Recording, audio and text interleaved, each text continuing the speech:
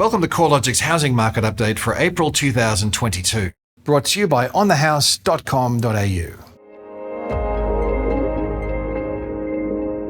Nationally, housing values are up 0.7% in March, a subtle increase on the 0.6% lift recorded in February. The uptick in the monthly rate of growth was primarily driven by the stronger conditions in Brisbane, Adelaide, Perth and the ACT, along with several of the regional areas, offsetting a slip in values across Sydney and Melbourne. The first quarter of the year has seen Australian dwelling values rise by 2.4%, adding approximately $17,000 to the value of an Australian dwelling. To put the latest growth into some context, a year ago, values were rising at more than double the current pace, up 5.8%, before the quarterly rate of growth peaked at 7% over the 3 months ending May of 2021. Sydney's growth rate is showing the most significant slowdown, falling from a peak of 9.3% in the 3 months to May 2021 to 0.3% in the first quarter of 2022. Melbourne's housing market has seen the quarterly rate of growth slow from 5.8% in April last year to just 0.1% over the past 3 months. While the monthly rate of growth was up among most cities and regions, there is mounting evidence that housing growth rates are losing some momentum. Virtually every capital city and major rest of state region has moved through a peak in the trend rate of growth sometime last year or earlier this year.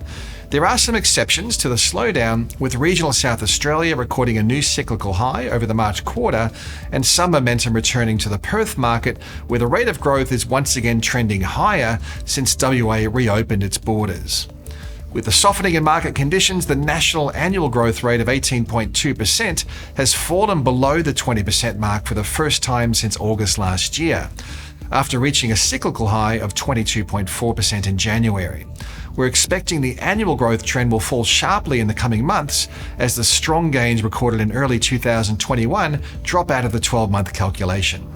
National housing turnover is also easing, with preliminary transaction estimates for the March quarter tracking 14% lower than the same period in 2021, but still 12% above the previous 5-year average. Nationally, the volume of housing sales is coming off record highs, but there is some diversity across the capital cities in these figures as well. Our estimates of sales activity through the March quarter is 39% lower than a year ago in Sydney and 27% lower in Melbourne, while the stronger markets, like Brisbane and Adelaide, have recorded a rise in sales over the same period. Regional Australia continues to show some resilience to a slowdown, with housing values across the combined regional areas rising at more than 3 times the pace of the combined capital cities through the March quarter.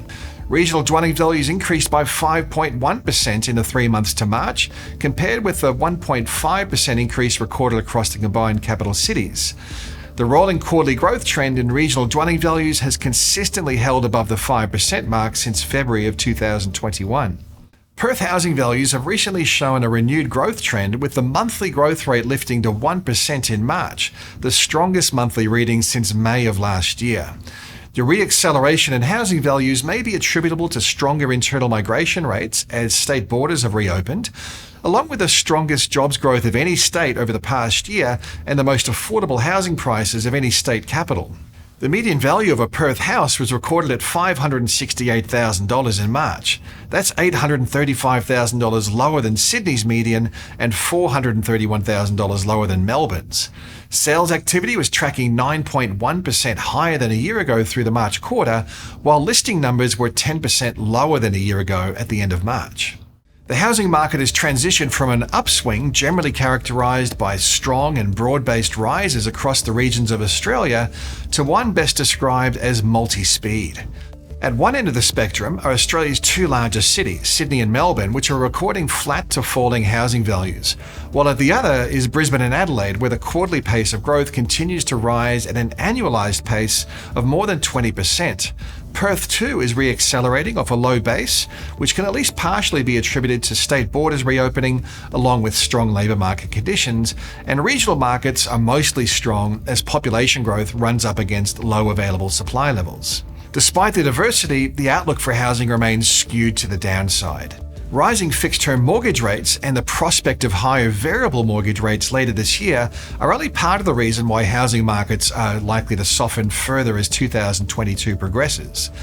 Other factors include worsening housing affordability, higher cost of living, higher supply levels, and lower consumer sentiment. With housing values rising so much more than incomes over the past 2 years, it's become harder for prospective buyers to access the market. The ratio of housing values to household incomes is at record highs across most of the capitals. Saving for a deposit and funding transactional costs is a significant hurdle for a growing number of prospective buyers. Higher costs of living are also likely to weigh on housing demand. Higher inflation implies less disposable income and lower household savings, which could make it harder for prospective buyers to raise a deposit and to demonstrate their ability to service a new loan commitment. A surge in household savings through the pandemic has been a supporting factor for housing demand. However, as the economy returns to the new normal, households are saving less, a trend that's likely to become more pronounced through the year. On the supply front, both newly constructed dwellings and a rise in advertised listings is likely to gradually skew housing market conditions back in favour of buyers, providing more choice and an opportunity to negotiate with less urgency around decision-making. Consumer confidence has taken a turn for the worse over recent months, with measures of sentiment falling to the lowest level in about 18 months. Historically, consumer sentiment and housing market activity have shown a close relationship. Below average sentiment, along with slowing housing markets and the prospect of rising interest rates, is likely to cause prospective buyers to think twice before engaging with the housing market. However, there are other factors that should help to offset the downside risk. A strengthening economy, low jobless rate, and rising income growth should help to keep a floor under housing demand and keep the number of distressed listings to a minimum through a downturn. A new round of incentives for first home buyers is another factor likely to support demand. In the lead up to the federal election, both of the major political parties have announced additional support for first home buyers in the form of an extension to low deposit home loan guarantees. Historically, first home buyers have reacted positively to stimulus measures. Additionally, higher overseas migration is a net positive for housing demand. The most immediate flow-through is likely to be seen in higher rental demand, which could incentivize investors, and in the longer term, flow through to purchasing demand from permanent migrants. With a federal election around the corner, we could see additional announcements relative to housing markets, and upcoming updates on inflation, on labour markets and wages growth will provide some guidance about the timing of interest rate decisions. The CoreLogic research team will be keeping a close eye on the changing environment and what it means for housing markets via our research available at corelogic.com.au.